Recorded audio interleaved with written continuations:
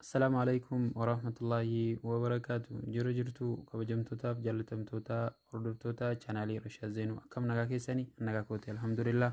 Egaa barnoota ajaa'ibaa qabadhee isiniif dhufeen jira. Barnoonni guyyaa har'aa barnoota waa'ee appiliikeeshiniitii jechuudha. Akkamitti jawaala foormaatii goonaa, akkamitti jawaala keenya ofirraa egaa vaayirasii garaagaraatiin nu jalaa gubuu mala, nu jalaa gaggabuutu mala. Akkamitti ofirraa foormaatii goonee lafaa banannaa waan jennu waliin ilaallaa jechuudha. Haga xumura qophii kiyyaatti na waliin turaan isiniin jedha. Egaa maqaa yuutuubii chaanaalii kootiilee Rashaad Zeenuu kan jedhu seenaatii sabskiraayib, laayik, sheeriillee naa godhaa, hiriyoottan keessan biraan naa ga'an isiniin jedha. Garuma barumsa kiyyaa irratti dhufettiin tarkaanfadhaa jechuudha. Haga xumura qophii kiyyaatti na wajjiniin turaan affeerraa kiyyaan isiniin jedha. Jalqaba irratti karaa lamaan ilaallaa jechuudhaan jawaala kana laayidaa ofirraa foormaatii godheen ture. Karaa lamaanii kan nuti ilaallu jechuudha. Karaan lamaan suni isinittiin agarsiisa. Karaan tokko siitingii keessaanii kan nuti dhannee foormaatii goonu, karaan tokko immoo raqama fuuluma irratti naqneetii ofirraa foormaatii goonee lafa iimeelii paaswordii keenyatti naqannee banuu dandeenya jechuudha. Amma poon nambarii kana arguu jirtanii poon nambarii kanaan seennaa jechuudha. Yeroo poon nambarii bakka raqamatti naqatamu seennee jenneenne Najima 27 67 Najima 3855 akkanatti barreessitanii jechuudha. 2767 Najima 3855 barreessitanii maslaalii kana rukuttanii. Jalqaba onnan isiniif himuu barbaadu utuu maslaalii kana rukutanii jawaala keessan keessaa viidiyoo garaagaraa, appiliikeeshina garaagaraa meemoorii keessan irratti dabarfadhaatii suuraa garaagaraa, audio garaagaraa waan qabdanu, waan moobaayila keessan irraa qabdanu, egaa wanti hunduu akka haaraatti waan deebi'uudhaa fi appiliikeeshinii isin qabdanus, waan zaakiraa keessaa qabdanus akka carraa isinii hafuu danda'a, akka carraa immoo gubachuu danda'a. Egaa shakkuurra immoo waan tokko itti adda baafachuutu bareedaadha. Isinii ofirraa meemoorii keessanitti dabarfattanii sana booda wanti tokko hin hafuu jechuudha jawaala keessan keessatti. Kanaafiyyuu isinii jawaala keessanirraa gara meemooriitti dabarfattanii sana booda raqama kana 27 67 3855 maslaalii kana yoo rukuttan amma jawaalli kun foormaatii ta'a jechuudha. Waanan gubee jiruu fi lamii gubuu waanan hin feeneef maslaalii kana yeroo gootan inni iyyuu cufatee isiniif deebi'a. Yeroo deebi'ee jedheedhe akkasitti banattu jechuudha. Inni lammaffaan immoo siitingii keessaan dhannaa jechuudha. Kunoo jawaalli siitingii dhabeen jiru. Siitingii kana keessa seentanii yeroo jettan akkanatti olooftanii siitingii kana keessa backup and resist ka jedhu kana laa kunoo isa kana rukuttanii jechuudha.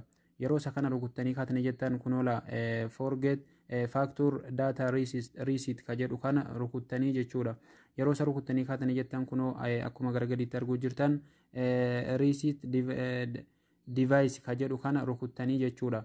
Yeroo kana rukuttanii kaatanii jettan kunoo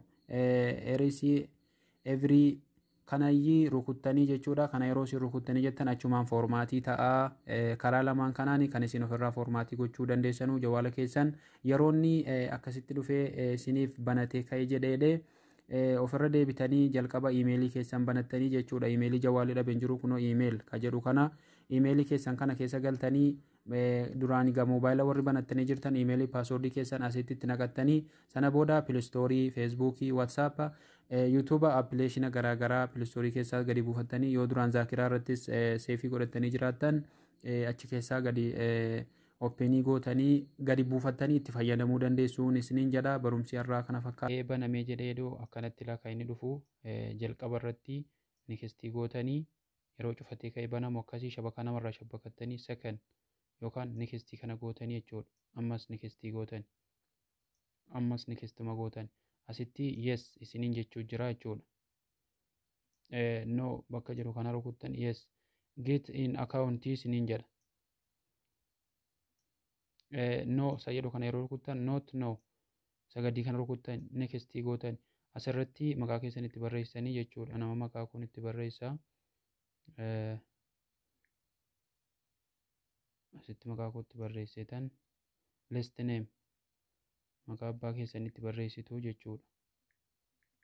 Yeroo maqaa abbaa keessanitti barreessitanii jettan kunoolaa isa kana rukuttanii jechuudha. Kunoolaa kana amma pilistoorii banaa jira jechuudha. Amma gara kanatti isin dabarsaa skip ka jedhu kana rukuttani.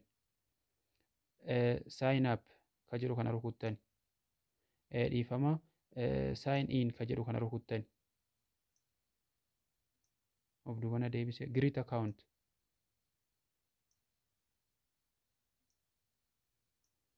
yeroon akkanatti isiniif skip ka jettu kana rukuttanii jechuudha kunoo silannan dogongore dhiifama skip yeroon akkanatti skip kana rukuttanii jettan kunoola rashadeenuu jalax F5 jedhee raayitii enable ka jettu kana raayitii kanatti guuttanii jechuudha finish ka jedhu kana rukuttani kunoola amma naa banatee jira jechuudha laama jawaalli kan koo akka haaraatti naa deebi'ee jira jechuudha obboleewwan egaa isinis yoo jawaala keessan haaraatti deebisuu barbaaddanii akkanatti irraa fayyadamtuun isinin jedha maashaallah wantani jawaala keessaa qabullee kunoo hin banne inuma jira